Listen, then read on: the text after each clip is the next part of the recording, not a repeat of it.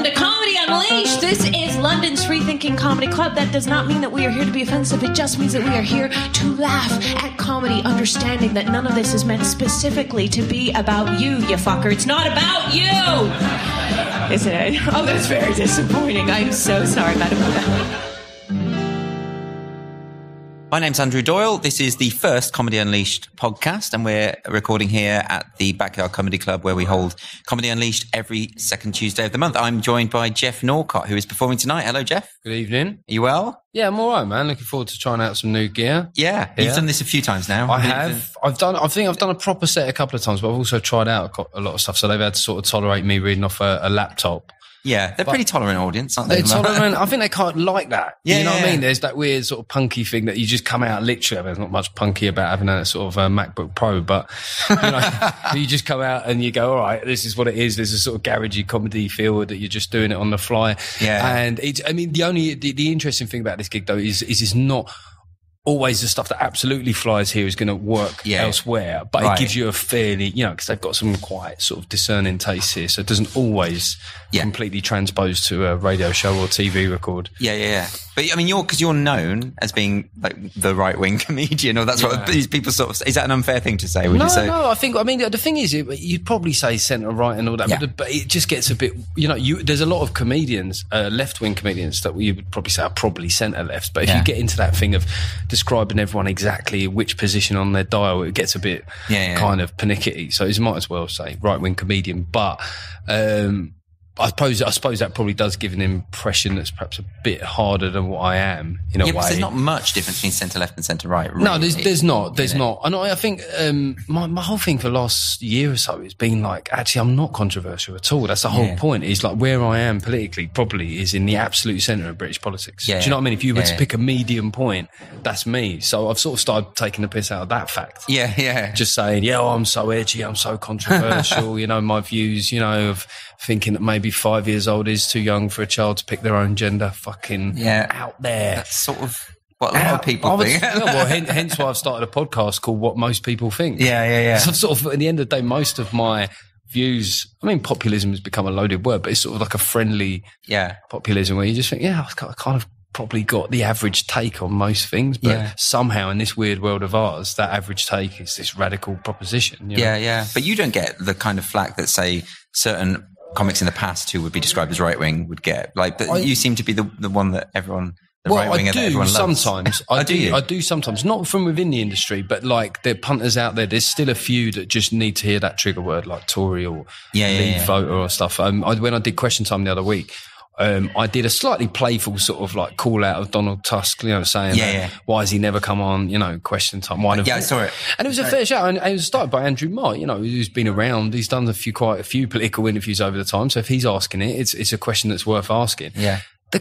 The kickback off it was savage. Yeah. How fucking, you idiot. Like, really savage. Like, they all went for your stupidity. Like, he could never come on one of these shows. And, it's ridiculous to ask. And it sort of showed the degree, this weird degree to which there's a certain kind of Remainer that like venerates Tusk and that crew now. Like they're sort of rock gods. I don't get this. This is one thing I find with a lot of left-wingers. Most of my left-wing friends voted Remain. Yeah. And they all venerate Tusk and Verhofstadt and Barnier and Juncker. And these are all right-wing politicians. This doesn't make any sense to me. Like, you know what I mean? I only go by who's saying stuff that appeals to me. I don't have this kind of hero worship or this modern cult of politicians. That also extends to people like Johnson and Rees-Mogg. I'm not that into personality politicians. I just want to hear ideas. Yeah. And similarly to that end, when people sort of say to me, patronise me, where they go, "Oh, that guy? Well, he went to private school and stuff." And I'm like, well, why would I give a shit about where someone went to school? Yeah. You shouldn't give a shit about that. To the same extent, someone shouldn't write me off because I went to school in Wandsworth. It's not it doesn't make you a better or worse person. Yeah.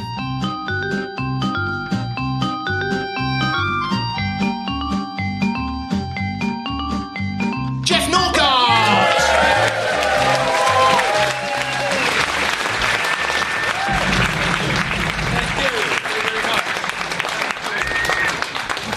I'm doing it for the Now show next week, so it's going to be more... Yeah, it's going to be quite twee, to be honest. If you just know it's a joke and go, you wouldn't normally say that here. That's for Now show. Just quickly on the Brexit front, I mean, you know, I don't know what I'd talk about if it weren't happening. Maybe just keep it fucking rolling on, do you know what I mean? It's been massively entertaining, let's not let it go, you know? If this was a Netflix franchise, we'd just be killing off someone, but not killing off Brexit, just a person, maybe. Shouldn't really advocate political assassinations in the current climate, but... See, this gig always fucking does it. Within like 20 seconds of being on stage, I've said something awful, but, you know, be honest, that's why you're here.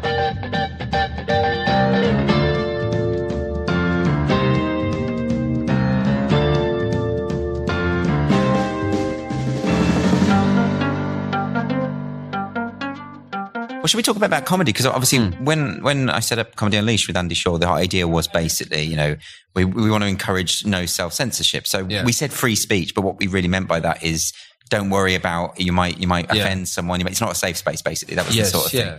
In fact, Ria, who hosts often, she described it really well, which is that it's a safe space for the comics, not for the audience, so they can just try anything and be anything, and you cultivate an audience. Yeah, that's a good way of putting it. Yeah. And I think that's because I suppose my concern is when we said it was free speech. By the way, everyone said it's a right wing night. Then you're right wingers, and I'm not, of course. But that's the kind of concerning thing in a way, is that the right has become deemed to own free speech. So and you weird, think like it's roughly a similar age, like, you know, throw back 20 years and come and tell our younger selves that, oh, by the way, in 20 years' time, the idea of free speech will be associated with the right. We'd have laughed in their faces. Yeah. Like, no. The right are censorious and cranky and weird, you know. And exactly. But this is where we're at. Yeah, but I've got a bit of flack for pointing out and just criticising, not in a nasty way, but just criticising Nika Burns' speech at the Edinburgh Fringe Festival last year about woke comedy and how she's looking forward to the new generation of woke comics that are going to set the parameters of what's acceptable to say.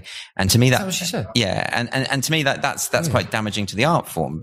Just odd. I think it's just an odd thing for somebody that's been in and around comedy, and also through various generations of it being quite, you know, by turns blokey, political, all those things, is that the parameters.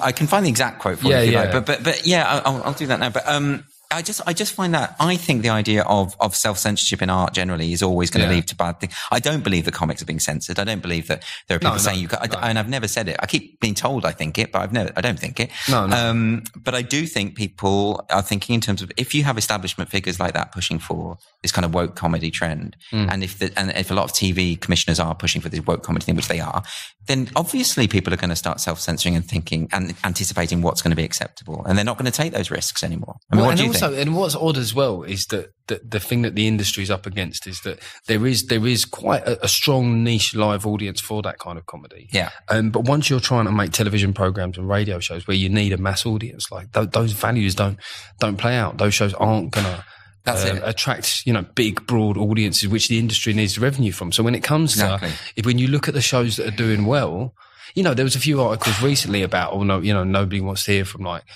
white middle-aged comedians anymore. And you thought, well, you know, actually, if you look at pure numbers and people that are doing well, I mean, take Louis C.K. for an example. Yeah.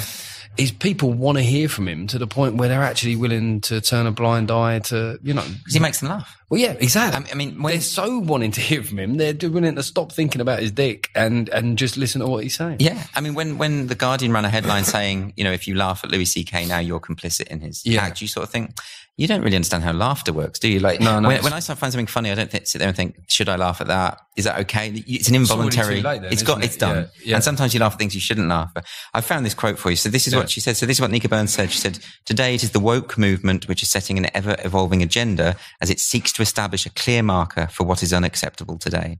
And I just don't think this is, you know, I think that's the establishment message though at the moment in the comedy industry, I feel. I think it's getting rebounded back to them though, isn't it? Yeah. And the public don't, because that's not what they want from comedy. They're not looking for. It's a very weird thing. It's very hard to be funny when you take yourself seriously. Yeah. Isn't it? Have you ever seen that when a comic kind of like gets heckled and then reacts without humour, or it's a humourless reaction? Yeah. The audience immediately turn on them, because that's the last thing you're supposed to do. That's it. Is take yourself seriously. So if you suddenly see yourself as like the moral arbiter of something. I find this so weird, like, peculiar. So there are two reasons I don't like this woke movement in terms of comedy, and one of them is I feel it's really patronising to minority groups, because it's saying you can't take a joke and you can't listen to certain things. You need to, like, I don't want to sit there. I don't want someone to say you can't listen to someone joke about homosexuality because you'll be upset as a gay man. I don't want that. I don't want to be pampered, So there's that. But the second thing is the idea that comics are meant to be educators, not entertainers, that these audiences are these malleable creatures that are they're really, you can't joke in a dodgy way around them, otherwise they'll take it literally and go out and fucking, Well, that's what I thought. The last thing, I'd be really disturbed if anyone, particularly with me, came to shows like looking to be politically informed from stuff. Like, what I'm trying to do is from the position that I find myself on the political spectrum, is to just shed a bit of light on how I see politics. And if some people find that funny, the idea, every once in a while you have a little gem where you think like, hopefully the audience haven't looked at it that way before. But even then, it's not a question of thinking that they're going to sort of pivot 360 and suddenly change how they feel, but just at a pause, feel that's not a bad take, you know what I mean? Or he had a point there. But the idea that, it's like that old The 12th Night, isn't it? There's who's that character in it? Toby Belch. Yeah, so it's that famous thing, like that quote, does thou think because thou art a Puritan there should be no more cakes and ale? And he says that to Malvolio. Yeah. And the thing is now, Malvolio is like, sort of like if he would be the kind of woke comedian. Well, isn't it just anyone who is moralising and saying, I know better than you and you should behave like this, even if they're right, I still find them quite funny as a figure, as a figurehead. And we should poke fun at those people, I think, Well, yeah. And I think that argument is like, there's so much traction for it out there. I think in a way, the danger, what I'm finding at the moment is that a lot of comedy is now leaning towards that way. Even comedians who perhaps wouldn't identify as right of centre or like libertarian and stuff, are suddenly realising this is quite fertile territory. So the job is to not deliberately change what you're saying, but just to be ahead of your own curve and think, okay, I've had a good dialogue about that for, a couple of years and what's the next thing for me comedically? You know? Absolutely. What do you think yours is? Well, I suppose like the next tour is called Taking Liberties and I suppose it's quite a broad thing because on the one hand it just sounds like a Cockney taking the piss. Geoff Norcott taking liberties. Right? So it depends, right? So that's for like your kind of working class audience, but if you're a Radio 4 sort of like, taking liberties, that sounds interesting. Yeah, got it. That's great. I don't know if anyone will think about it in that much depth, but I suppose the idea was just realising like because I've spoke a lot about, my party politics and Brexit and stuff, and who knows where that will be by September, but you suddenly get more interested and you go, well, why do I think these things? You know what I mean? Like, what is it in me? What is the sort of beating political heart of me? And I think the main thing is I hate being told what to do. Right, there we go. I despise it. And my whole life, when I look back, if there's one concurrent threat, is that I hate people having power over me. And then once you sort of establish that, then it makes sense of like, of course I wouldn't want to be in the EU. Why would I want more government? Do you know what I mean? Yeah, that's it. Of course, I wouldn't want a sort of patrician type sort of Labour government, I mean, not that the Tories are any better in that respect at the moment. And on nanny state regulations and all that stuff. And you go, that's it. I'm just like, I just really hate people having power. I totally share that. I hate authority figures, or I don't hate them, but you know what I mean? I don't trust it. I don't trust too much authority. I don't trust the state to decide. That's why I don't support hate speech laws, because I don't trust the state to know the difference between a joke that has been misjudged and someone calling for violence, because they don't know the difference. Back as well. That's the thing when the state adopts powers, whatever the circumstances are in which they happen, they rarely say, "Oh, that situation in which we adopted those powers." Yeah, we've seen that it's changed, and we'd really like, can't wait to give those back. Yeah, exactly. It's not going to happen, is it? No. So I'm just suspicious. Of that kind of power, and so I suppose that's informing a lot of it. And then of course, it's never changed for me. Like as much as political as my shows have been, there's always a dimension of it that's just normal stand up as well. Yeah, of course. Because personally, I don't think anyone would want to have like an hour of out and out politics. Yeah, and that's not what I would never do. So it's probably always going to be. About a third of it will be, like politics as it's happening there. A third will be sort of social commentary, and then maybe a third will be the sort of stand-up, sort of more familiar live at the Apollo type stuff, which is kind of what I've always done to a point. But now, it's just you get, known for a certain thing, but there's no point writing the political stuff now. Because... And also you want to move on and do something... Yeah. I mean, like, and I really do think that by the time we get to September, depending on what happens with Brexit in the near future, I think that politics will become so localised. Do you know what I mean? People are so bored and wanting to talk about other stuff. You go literally from supranational fucking like super states down to potholes. Yeah. Like people would just flip, and it would all be about the bollards at the end of their road.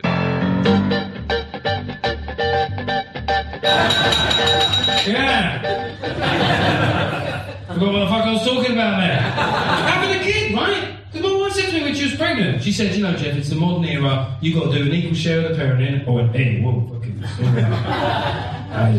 you've gone in high, equal. Are you a naturally symmetrical audience? song wasn't there, someone else was there. You think immediately after one person kicks over a thing, the rest of us be high low. I don't really know where to come.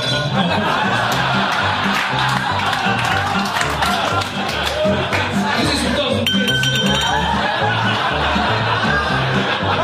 It's like a frog chorus.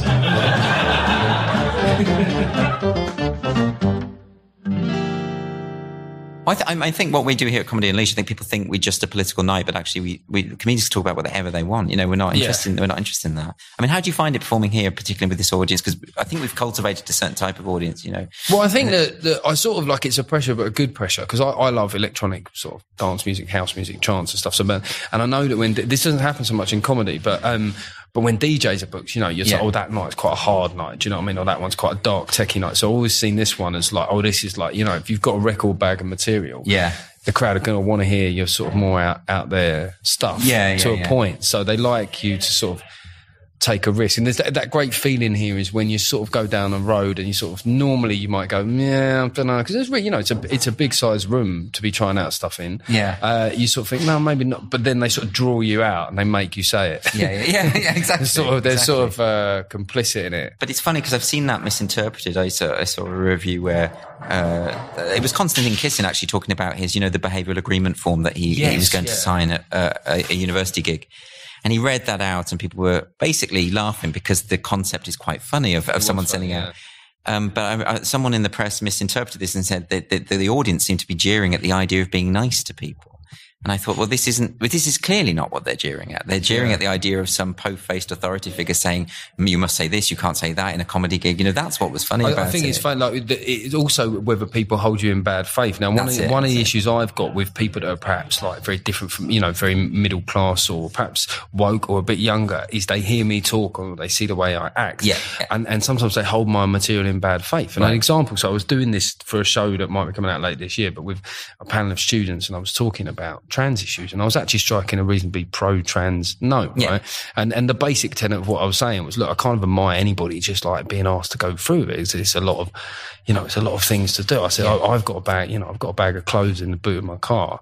It's been there for 18 months, and I was supposed to take them to the clothes recycling bank, and I haven't done anything. You know, so that was the basic principle of it, right? So there's a joke at the end of it. But they were like, so at the end for the show, they were analysing it and they were going, you know, I thought it's just a bit harsh the way you like, related, trans people to a bag of clothes in your boot. I went, that wasn't what I was saying at all. I'm saying, like, I'm comparing something really big that you could change versus something really tiny and insignificant that I have failed to do. And I'm actually coming out on the side of trans people, which I think would maybe like surprise my normal audience, but I was saying, but that maybe it's because of how I am, right? They've got their own prejudice. They hear me speaking with this accent and in this way, seeming like a bit of an Essex bloke or whatever. And so that's the faith that they held my material in. And you think it's ironic, isn't it? Because they wouldn't think probably that they were prejudiced on a class basis in that way. Oh, there's a lot of it, I think. And I mean, I have exactly the same experience insofar as I'm always told of these secret beliefs that I have that I'm not aware that I have. And it's that thing of just, I'm always told I'm right wing. I'm always told what my politics are, but none of it is true. Well, I mean, what happens, and you, like, I've had this to a point as yourself, is like they look at who thinks you're funny sometimes, and they try and draw a line. So like, I don't give a fuck. Like, if somebody thinks I'm funny, I just think, well, they were right on that occasion. Yeah, they've got good taste. That's all it is. Yeah. On that moment, they had really good taste in comedy. Yeah, and I don't give a shit about anything else because I'm secure in my motives for doing stuff. But they don't like that because they think that in a way that if they attack you enough, you should. I mean, that's the thing. One thing I think at the moment is whatever happens is I just never apologise. I really totally with you on that. I don't understand comedians doing it. They're doing it all the time now. It seems to be like a thing you do. Like you tell a joke and apologise. You're dead in the water. Like apologising for a joke. You can like be disappointed it was a shit joke, or that you misjudged it and you fucked it up or whatever. I'd be disappointed on a professional level. I'd be like, you know, and if someone like recorded you a new material, I'd be like, what's the fucking new material? Exactly. Do you know what I mean? I don't care. I find that really infuriating that comedians kowtow to that. It's mad because because the thing is, what happens is you lose both parties. And you do. The people that wanted the apology secretly didn't want it, right? And then the people that respect you for doing the joke were like, well, fuck that guy. Do you know what I mean? I laughed at his joke. He's now essentially sort of vilified me he's taken me down with him. And it's never enough anyway, because when you apologise, they'll attack you for that. They'll say, well, why did you do it in the first place? Or well, you didn't apologise. I mean, Kevin Hart apologised for those jokes years ago. I know. And then he has to apologise all over again for the jokes. And why? I mean, it doesn't make any fucking sense. The only thing, I suppose, in a way that I've got on my side is that I think because of, on the left, like, there'll be a certain kind of person that will hold a dim view of me instinctively. Yeah. So, like, if anything, I probably exceed their expectations most of the time. Yeah. So they think I was going to be a heartless, kind of bigoted prick. Yeah, yeah. And then when I'm slightly above that, do you know what I mean? There's something to be said for low expectations, right? If you just come in slightly above that threshold, just like, you know what? I watched him for an hour and he wasn't racist. Yeah, exactly. You're setting my bar so low. I mean, this is one thing that I've thought for a while about Brexit is like, these dystopian predictions of like no deal and all this kind of stuff. And you think like, well, people make all these jokes about, we're going to be eating dead pigeons and fighting in the street or something. But you're actually lowering the expectations because then if it comes in anything above that, people go, well, actually, we was eating, we was eating like pigeon shish. And it was quite nice, and the fights were umpired correctly, and so anything above this raging dystopia that they've predicted, now you can refer them back to what they said and say, well, it wasn't that. These are fantasists, a lot of them, they are fantasists, and they believe they think that this night Comedy Unleashed, we just have loads of people on stage telling racist jokes, and then it's like, we've never had a racist person perform here. Like, why would I do that? Why would I want that to happen? I'm not interested in that. It's not funny. No, like racism isn't funny. Joking about race can be funny, and that's one thing I think is great about here is that I thought for a while, there's the American kind of comedy market is a little bit more evolved in that way, that even white guys can discuss race on some level. Yeah. But here, my God, you just feel everybody's arsehole snap shut, don't they? Weird, isn't it? The moment you mention a certain word, like, even if you just say, so I was in my house and I looked out when I saw a black guy, you just feel everybody go, and because of me as well, like the way I sound, they're like, where's he going with this? He's going to say something racist. And you think it's just sad. You know what I mean? Like, it's sad that I've had so many criticisms over the past week of people criticising my comedy who've never seen me. That was really interesting. I've got to read this. So I had a tweet today, which was astonishing. And he was describing, this is what Andrew Doyle does when he goes on stage, right? And this guy has clearly never seen me. And he says, where is it? So these are presumptions people are drawing from... Some just my spiked articles maybe, or the fact that I run Comedy Unleashed, which is a free speech comedy night, and they'll never come. And we always reply and say, come along and see it for yourself. They're like, I'm not going near that. Yeah. But this is what this guy says. Darkness, a single spotlight. Andrew Doyle approaches the mic. The atmosphere is electric with anticipation, the frisson of danger and transgression. He clears his throat, looks around at the crowd, says, queers though, lol. That's what he thinks I do. Yeah. But that's what he really thinks I do. Like, it's not even, I think he believes that that's what I do. And he doesn't know I'm gay, for one thing, clearly. Yeah. But he thinks that that's what I do. Actually, the way he said that, for you then to say that being a gay man is actually quite funny. Yeah, actually, I might use it, but not for the reasons that he said. Do you know what? I might just open my next act like that. Yeah. Queers, though. Low. Actually, that's quite funny. It's funny. It's funny if people know you're gay, but it's funny that he doesn't know that. So he's sort of like the victim of the joke on two levels. I love that he's basically made a joke at his own expense without knowing, and giving you a bit of material. Good on him. Sometimes these trolls are helpful. They can. They can be.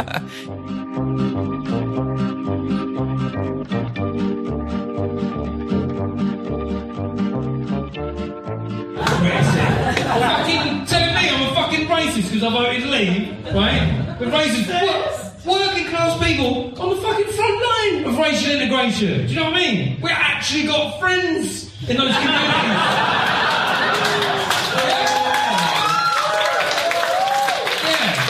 Our kids might even be classes with those people. They might come over for tea. Our kids might date people from that community. Don't fucking tell me about racism when it all comes down to is fucking artisan bread. Fuck you.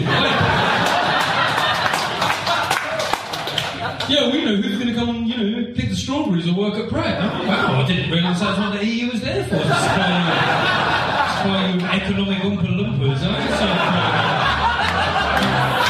we'll have to pay the golden rate for childcare.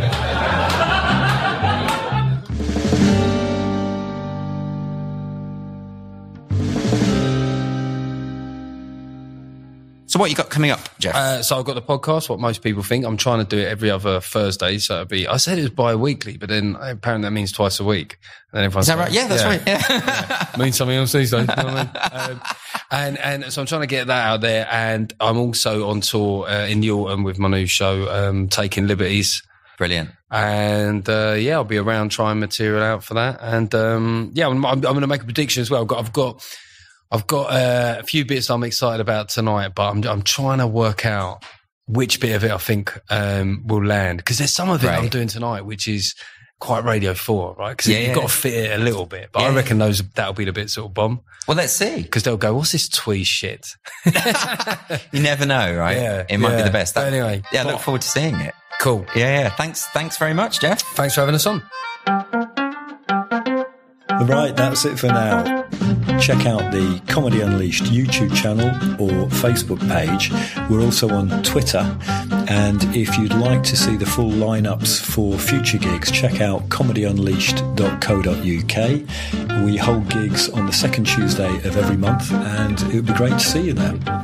Lastly, don't forget to click on the subscribe button for the Comedy Unleashed podcasts, and then as we drop new interviews with comedians as they come off stage or are about to go on stage, then they will drop into your podcast app. Lovely. See you next time.